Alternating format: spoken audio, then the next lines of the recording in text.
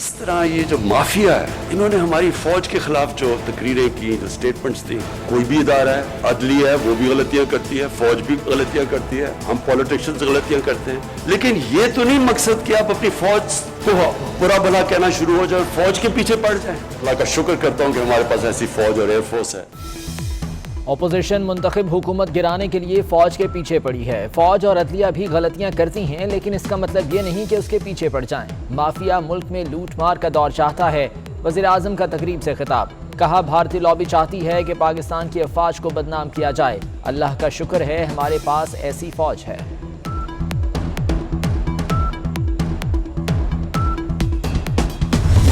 आज हमारी जो इकोनॉमी, जो इंडस्ट्री जो उठाती है इकोनॉमी, उसमें जो इजाफा हुआ है वो 18% हुआ है। सीमेंट 42% उसकी सेल्स बढ़ी है। रिकॉर्ड हमारी मोटरसाइकिलों की बिकी है, रिकॉर्ड ट्रैक्टर हमारे बिके हैं, और गाड़ियों की सेल 85% बढ़ गई। इसलिए ये जो रूल ऑफ लॉ है, ताकतवर को कानून के नीचे लाना, ये एक जिहाद है।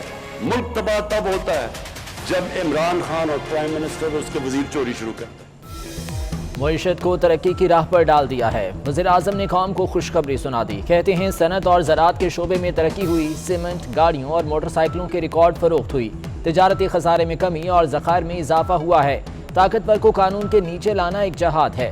मुल्क तबाह तब होता है जब इमरान खान वज़ीर आज़म हो और उसके वज़ीर करप्शन शुरू कर दें।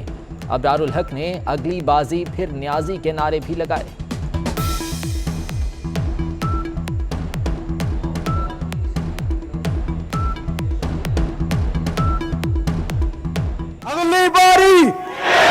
अगली बाजी।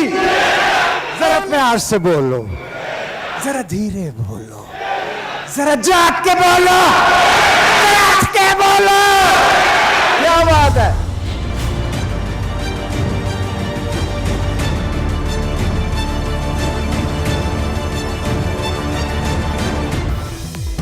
पीटीआई के 3 साल में महंगाई आसमान पर पहुंच गई। बिजली की कीमत में 25 बार इजाफा। यूनिट 9 रुपए से बढ़कर 23 रुपए का हो गया।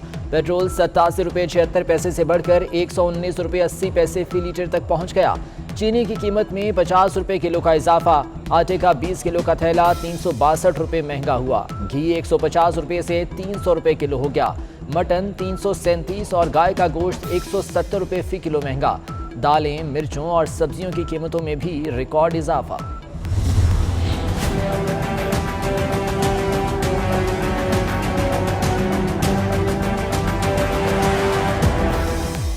रुपया कमजोर और डॉलर तगड़ा। 3 बरसों में अमेरिकी करेंसी 43 रुपए महंगी हुई। 123 रुपए का डॉलर 166 रुपए तक चला गया। गर्दशी कर्जों का जिन भी काबू में न आया। कर्ज 1148 से 2280 अरब रुपए तक पहुंच गया। 3 बरसों में काबीना में उखाड़ पिछाड़ जारी रही। वजारत खजाना 4 वज़रा ने संभाली। वजारत खुराक, इत्तलात और सनत में भी 4 मुख्तलिफ चेहरे आए। 6 चेयरमैन FPR आए। सरमायाकारी बोर्ड के 4 चेयरमैन लाए गए। मुख्तलिफ वजारतों के मुतादिद सेक्रेटरीज और अफसरान तब्दील हुए।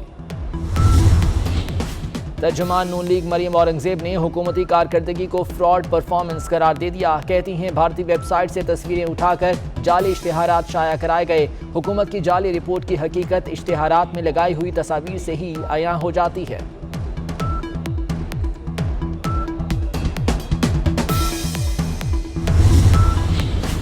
इमरान खान अवाम के सामने बेनकाब हो गए। तब्दीली की हवा चल पड़ी। अगला इलेक्शन जाले जीतेंगे। बिलावल भुट्टो कहते हैं पीपल्स पार्टी ही मुल्क को बहरानों से निकालेगी। पीपल्स पार्टी मुल्क में अपोजिशन की मजबूत और एक तवाना आवाज है।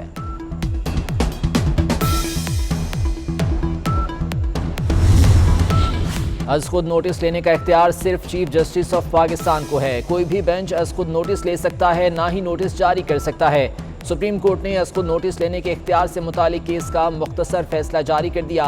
जस्टिस काजी फायज का अज खुद नोटिस खत्म करके सहाफ़ियों को दरख्वास्त चीफ जस्टिस को भिजवा दी गई।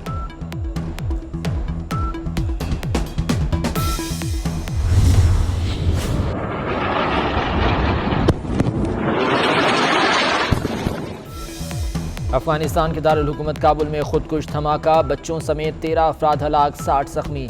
हमले में तालिबान के मुतादिद गार्ड्स भी जख्मी हुए। अफगान मीडिया के मुताबिक धमाके का हदफ काबुल एयरपोर्ट के बाहर जमा लोग थे।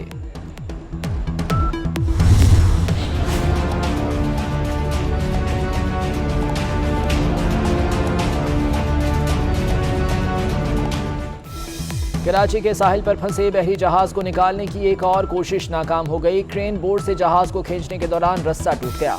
कराची पोर्ट ट्रस्ट इंतजामिया की अपनी नाअहली छुपाने की कोशिश, मीडिया की साहिल के करीब एंट्री बंद कर दी।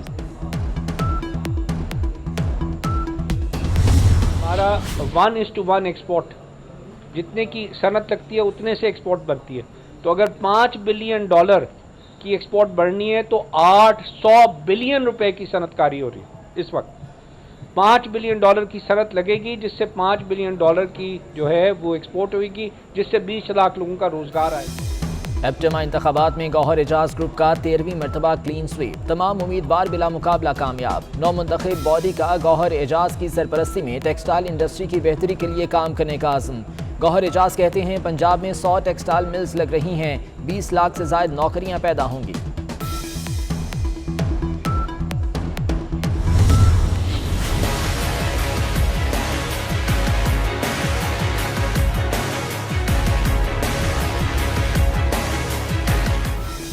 रमीज बनेंगे पीसीबी के नए राजा। साबिक टेस्ट क्रिकेटर रमीज राजा को चेयरमैन पीसीबी बनाने का फैसला।